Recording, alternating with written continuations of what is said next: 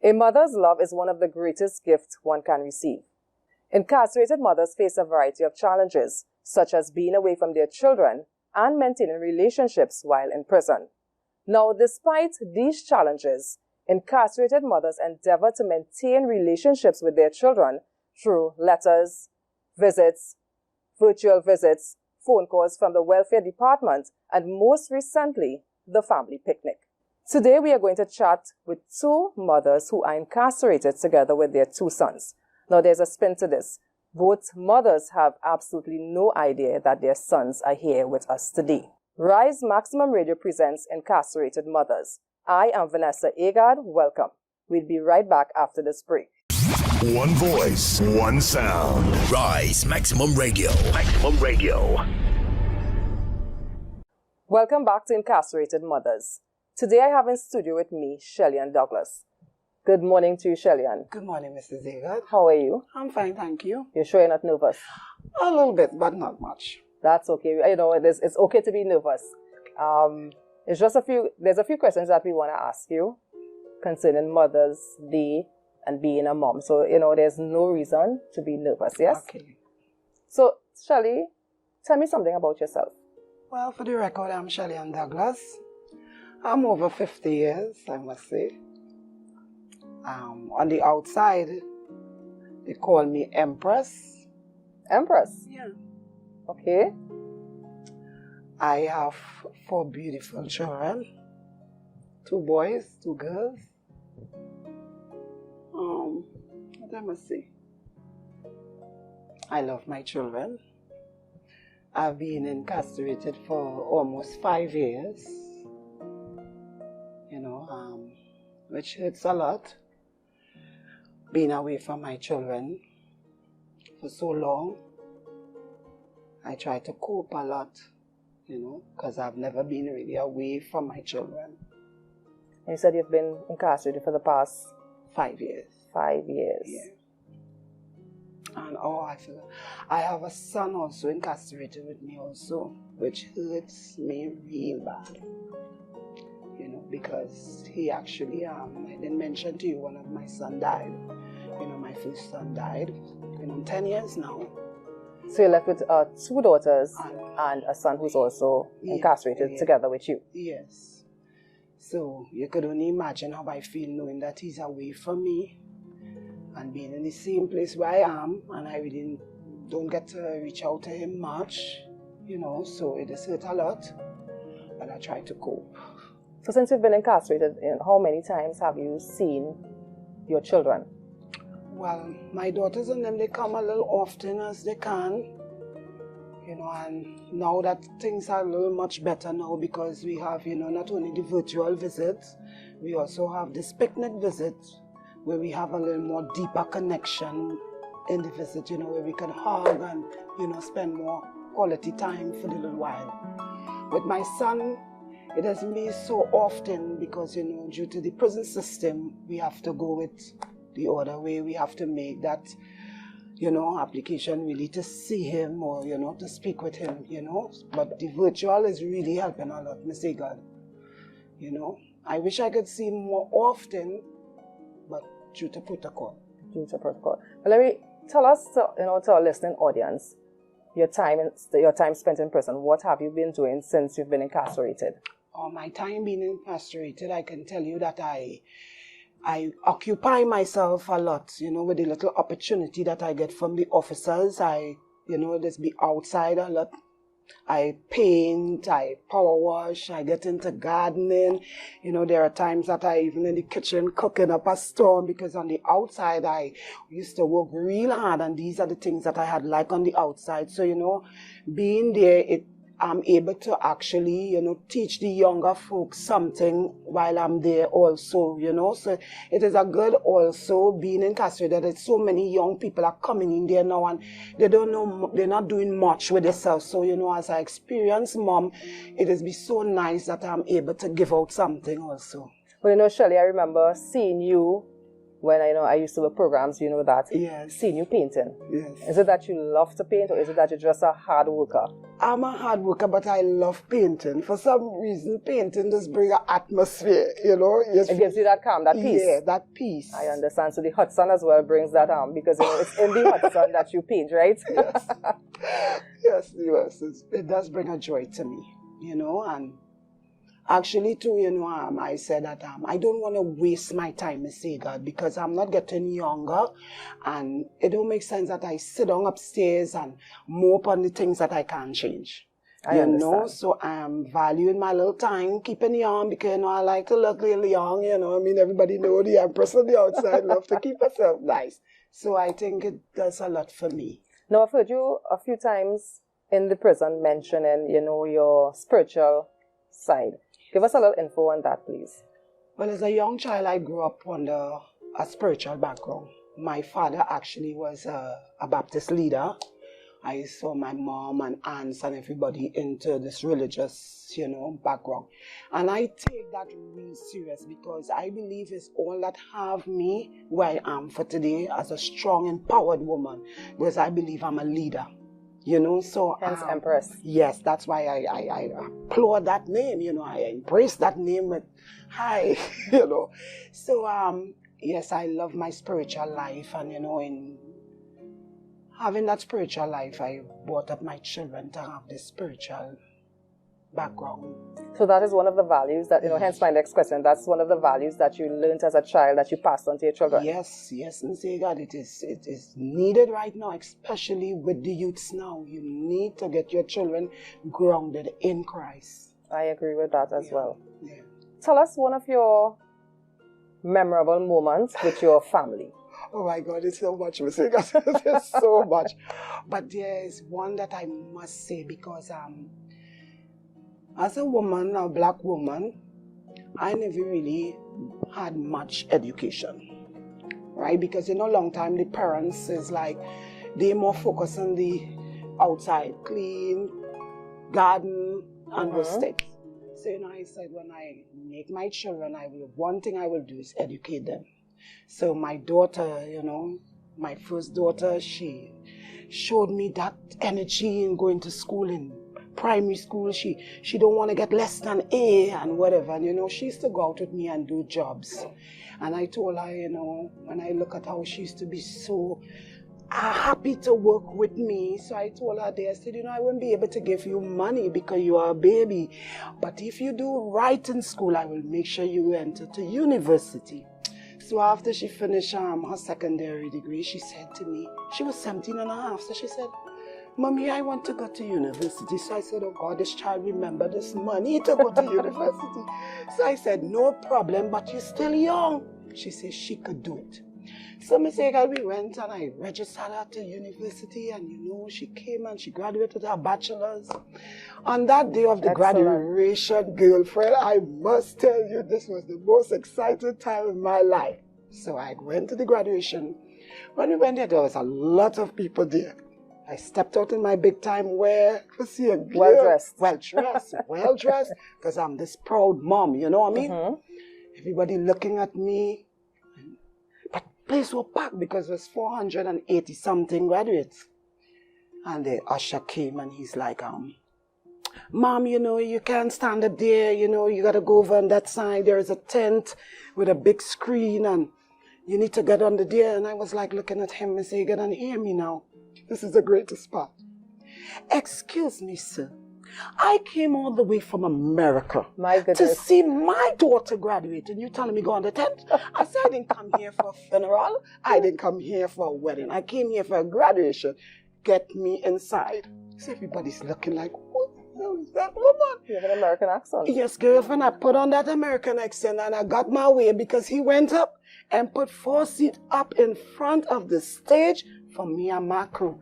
You and your crew. My God, Miss Aga, it was beautiful because when she came down, and I'm this proud black mom, seeing my daughter coming down, graduate of 2018 and 2018, and they call her name. But what was most happy to me, and as a black woman really strive with my children, is when out of 7 children, 7 graduates. She had graduated with an honor. That's what we're talking about. And I was like, this is me like a fool. I'm so excited.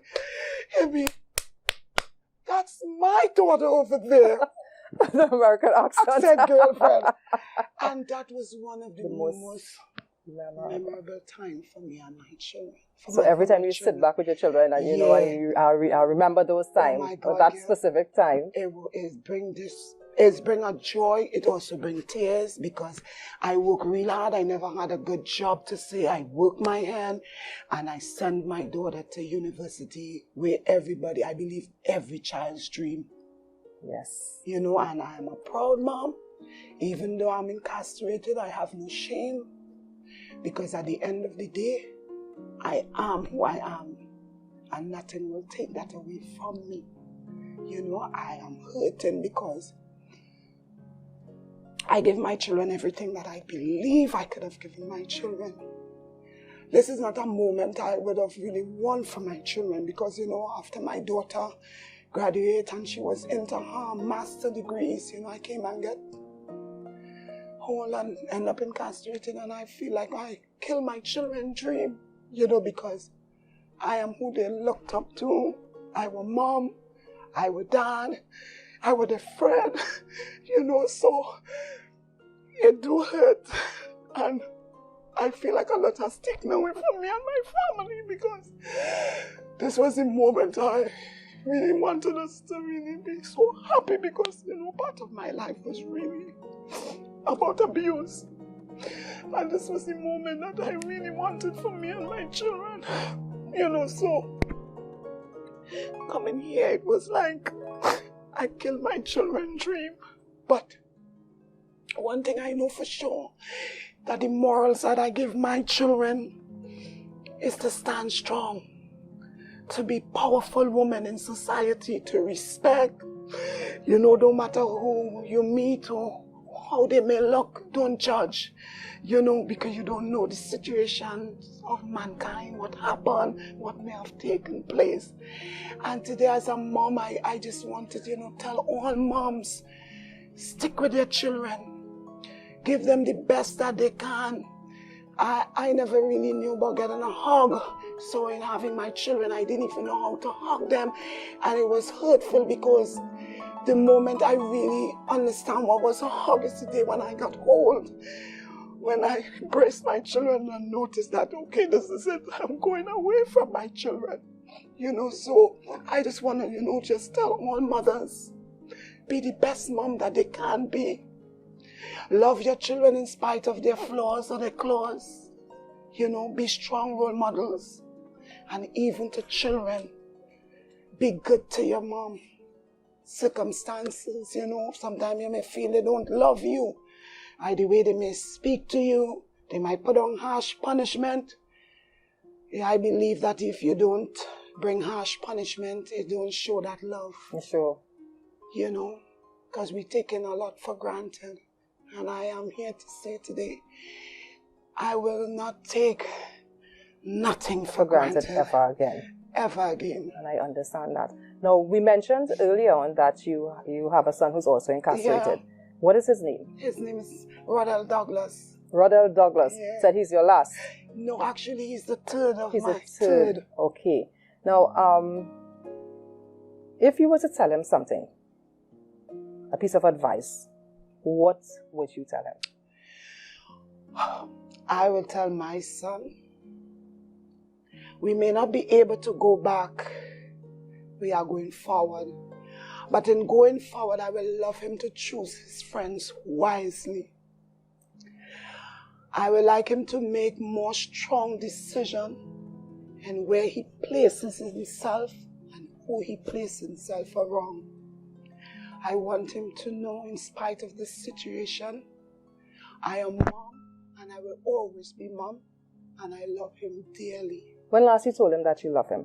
Actually, I spoke with him about 3 weeks ago, and in a brief moment, I was just able to, tell him I love him unconditional. So, given the opportunity, you will tell him all this? All this, yes. Well, you know what, Shalian? There's no better time than the present. So, I love you, son. I'm here for you. I'll always be here for you. Be strong. I want. Oh my God!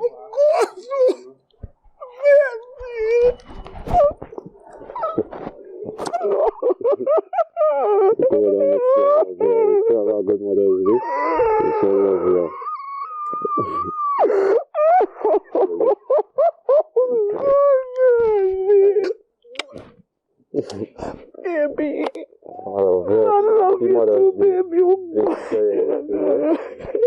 God bless you. Great.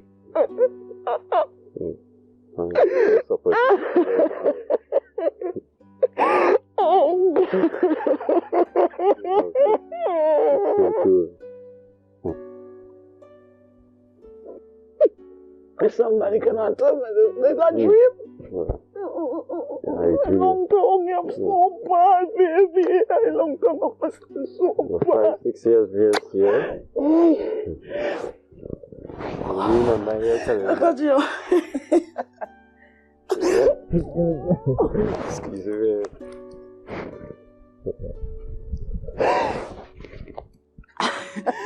That tears flowing in my belly, boy. Tears of joy. Randall? I love you. I love you. Miss you. For life. Yes, for life. That woman like you, Say thanks to this woman. She's one, Shalom. You're quite welcome. Opportunity. That's opportunity like this, you know? Thank you. You're welcome, 5 Randall. years more in school, since after school. Okay. Well, we want you to have a seat with us, you know. There's one question that we want to ask you. So, Randall, nice to have you here with us on Rise Maximum Radio featuring incarcerated mothers. Well, there's one question that I want to ask you. One cherished moment that you had with your mom. Well, to be honest, that moment is when you were small and she carried fish, we went on the beach and drove on and kind of thing. And I will never forget them days because she played both parts in my life, mother and father. Understand? And if I didn't listen, I would not really be in here today with my mother. So I don't know if I regret that. No matter what, she always there for me since I was small and she's still here now. So how do you feel now, seeing your mother after 6 years? Joyful. I can't stop feel happy, you know? I can't stop smile. She crying, I can't even cry because I'm happy to see she. The best time ever in my life. Since we were 5 years, we lock up. Huh? To feel my mother energy and see she. So I'm really grateful and thankful, you know? I hope all the mothers enjoyed every Mother's Day. I'm grateful to really see mine this Mother's Day. I thank God for that. And you really station and the boy. Thank you, Randall.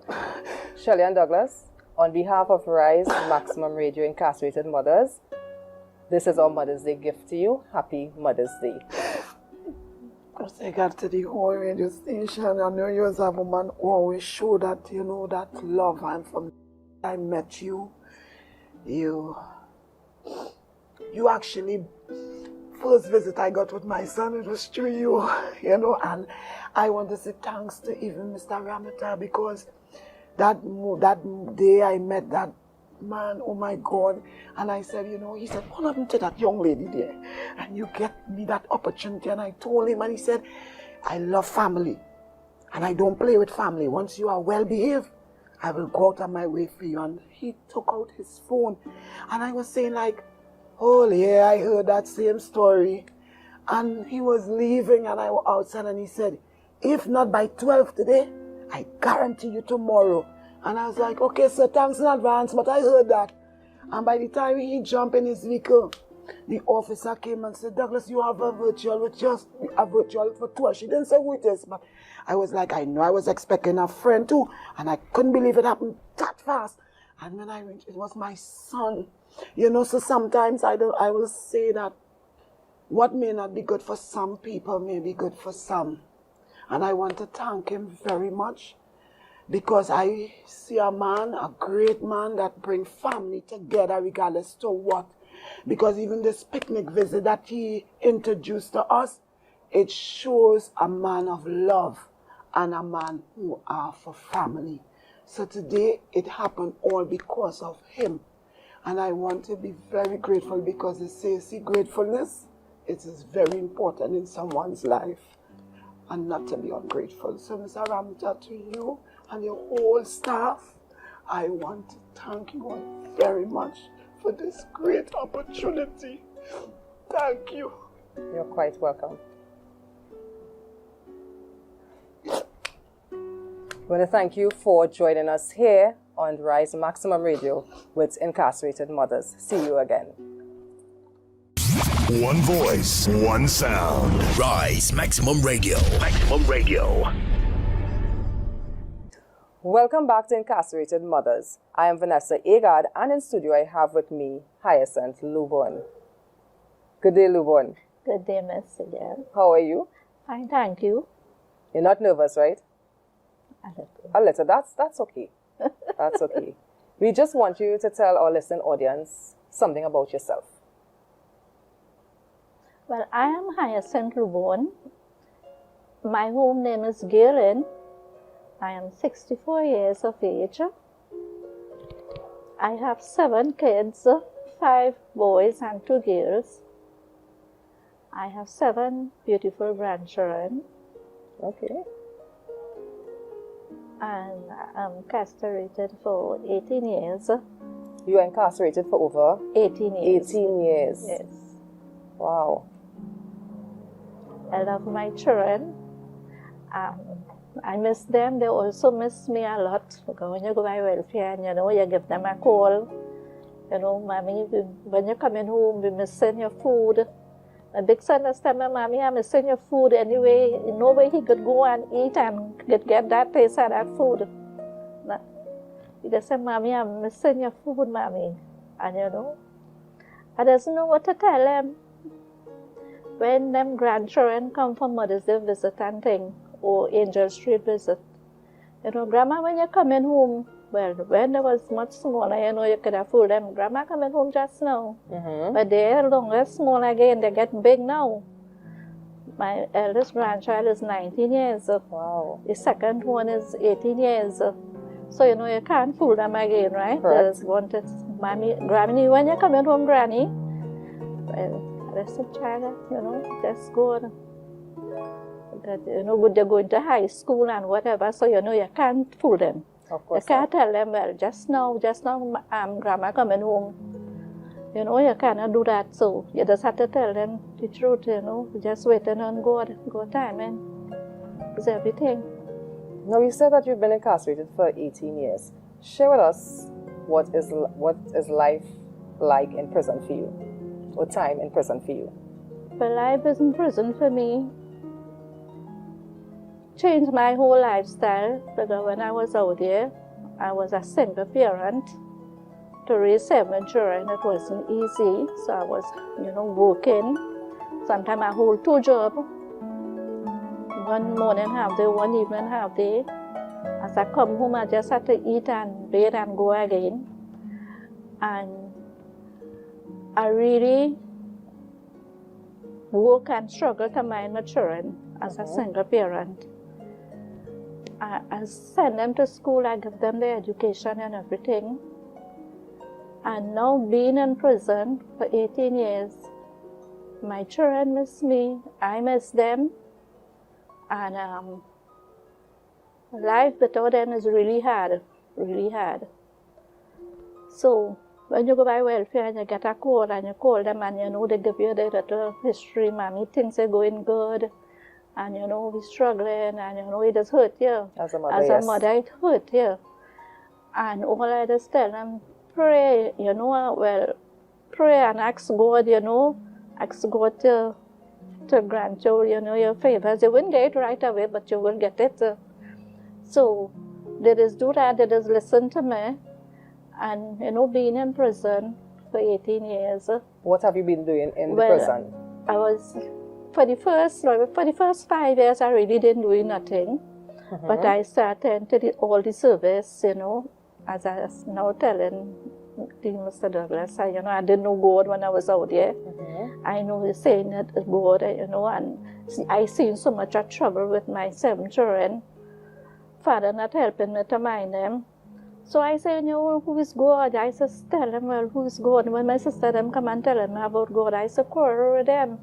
But now that I came in prison and attend to the service and them, I get closer to God. I get to know God. I receive Him in my heart now as my Lord and Savior, Jesus Christ. And to occupy my little time in the prison, I work, I do agriculture, I do cooking, I do sewing room, which I never knew was, I never know to sew in the sewing room. So you learned that trade in here? So I learned that trade in here.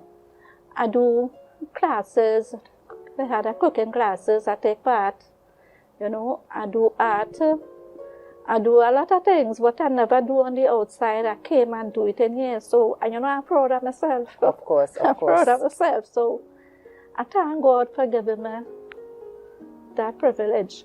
Well, I know you can cook. For sure, I know that you can cook. Yes. So tell me, what is one of the most cherished memories that you have with your children? Well, my most cherished memories when, as a single parent, I always be with them, only when I go to work and not with them. But I cook, I make sure I cook, leave, and everything for them. When I come back home, I ask them, they bear and thing? Yes, mommy, we bear and thing. Or they eat, yeah, mommy, we eat the food, they leave. And I will go and cook. Or sometimes I bring food from where I'm working at. I'm working in a roti shop. Okay. Because as a single parent, and then I had much so education. So you bring in roti home? So I bring in roti home, My boss is saying, instead of we train with the food, or they carry the food for the children. So we get to bring home the extras, and they will eat and thing, and go and sleep. So, I have that time with them. When I was small and they home, my father, brother, my uncle, he used to read me bedtime story. All of us sit down in the ground in a circle, and he will tell us stories. So when I have that time with them home on a Sunday, I used to sit down with them in the evening time, before bedtime, and I will tell them stories and things, what my uncle taught me. So, I never, have, like, more think time, like, going out with them in the beach, because that's single parent, you have no vehicle, nothing. But, you're there working hard, you're saying about them, whatever, and thing. Yeah. And while growing up, I always teach them, I say, well, in we days didn't have current and light, so we started to use kerosene and things. So when I tell my children that in we days, how we started bend down and scrub, scrub the floor, not no mop like a mop and thing I'm mopping now. And you have to bend down and leap it. We didn't have no concrete, you have to bend down and leap it, the ground and thing. Mommy, then it's long time days. We don't want to hear that. They would laugh because you're going to say that. Mommy, that was in your days, that not in we days, So I used to say, when I was about 9 years old, I didn't know to cook. Don't know to cook. My mother and father going in the bush to get dry wood to cook. And my mother need bread flour and leave the bread flour, the bread flowing over, the basin flowing over with the bread. And I watching when Margot come home, when Margot come home. So I go on and I see what she does do. She need over the bread. Long time didn't have bread pan. You go on and you cut the fig leaf. Okay. Cut the fig leaf. You roll the bread, you put it in the fig leaf. You light it at a fire underneath. You have a barrel cover. You put a little fire on that. And you put a pot in the fire. When the pot get hot, you rest the two bread inside it. Okay. Wow. So I make them bread and thing, and I'll have time done make the bread, and my mother and father come back from the bush straight with the wood. And when I'm done, I say, well, I know my father will be hungry. I went and I make a pot of soup. And when my father come home and he hear, I make a pot of soup, and he bought hungry. He say, well, thank God, I'm real hungry. So, he sat down and he said, this food tastes real good. First time I make a pot of soup on my own. So you learned responsibilities at a very young age? At a very young age, I learned responsibility for my, mine and my smaller brother and sisters and things, minding them from babies. And when I had my own, I know what to do. Now, we mentioned earlier on that you have an incarcerated son. Yes. What's his name? Roger Lubon. Roger Lubon. So he has been incarcerated this very same time with you, yes? Yes. So how often do you get to speak with him or see him? Well, it's about... Well, I see him on the 17th of this month, but I died through virtual. Through virtual. On court. Mm-hmm. But when you go to court, you really can't talk to you. You just can't talk because the judge and them just listen. Okay. And your lawyer, my lawyers and them tell me that, you know, the judge and them just listen to everything that you say. So like when we go to court now, we just put a pen and give right. Okay. So I really never asked him why. It's about 3 years now. I did make a request to see him, and I see him. And we talk and things, and since that I never saw him. Through virtual, you've been seeing him through virtual, okay. Yeah. Well, let me ask you a question. If there's one thing that you can tell him now or say to him, what would that be? But that, well, you know, I tell him I love him. Keep strong, hold the faith. Freedom is a must. Freedom is a must. Well, Lubon, girlie, there's no better time like the present. There's no better time. Yeah. Oh my God. Oh God, baby. How you going? I'm going good, babe. Where are you going?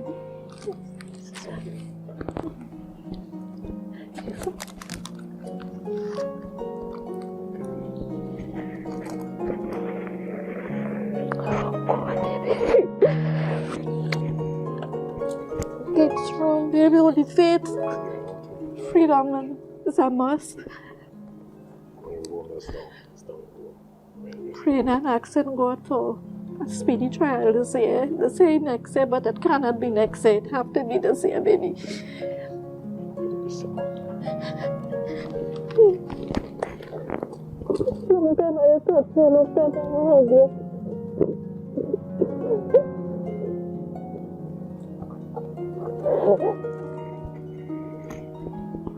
You've got everything good with you.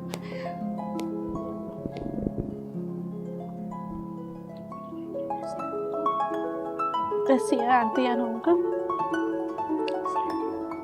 Alone. God bless you.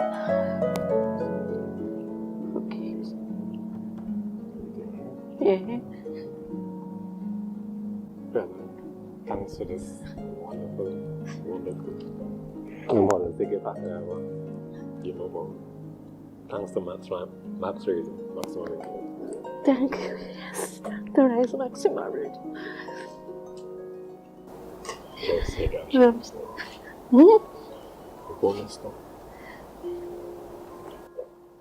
I love you, baby. Keep strong. Yeah.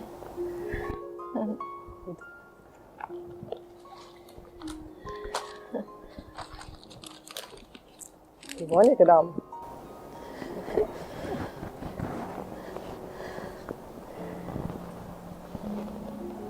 Welcome, Roger. Welcome, Roger. How are you? Lubon? Yes. Thank you, miss. Thank you for making this happen. Really? Miss, God bless you a million, miss. Now, Roger, this is a very emotional time for your mom. Is there anything that you would like to say to her now?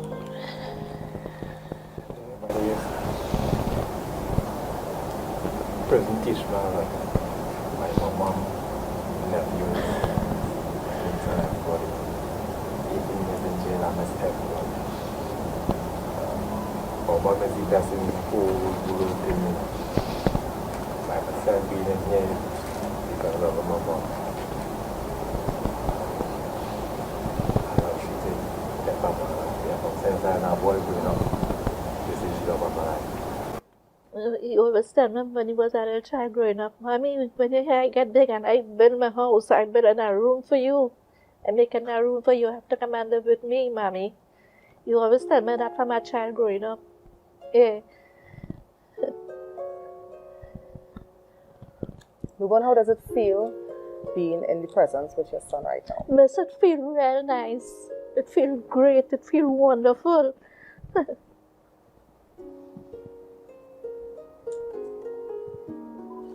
Luborn and Roger, on behalf of the Commissioner of Prisons and Rise Maximum Radio, we wonder this is all for you. Happy Mother's Day. Thank you, Miss. Thank you. And this is my last child, boys, Miss? This is the last son. This last is the last son. child. Yeah, last son. Yeah. Last son. Yeah. 5 brothers and 2 sisters. Okay. Hey.